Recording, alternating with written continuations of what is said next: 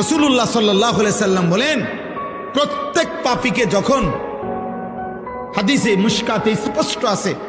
প্রত্যেক পাপী বান্দাকে যখন লাশের খাটিয়ার মধ্যে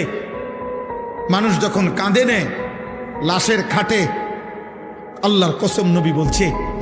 এই নাফরমান এত জোরে চিৎকার করে আর বলে, ইয়া ওয়াইলাহা, হায় আফসোস, তোমরা আমারে কই দিচ্ছ, আমারে নিও না, তোমরা কবরের দিকে নিও না, আমারে নিও না। আল্লাহর কসম নবী বলছে, যদি একবার পৃথিবীর মানুষ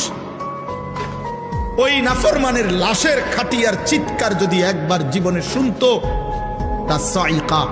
পৃথিবীর সব মানুষ বেহুশ হয়ে যাইত, আর কোনোদিন মানুষ কারো লাশ কাঁধে নিত না,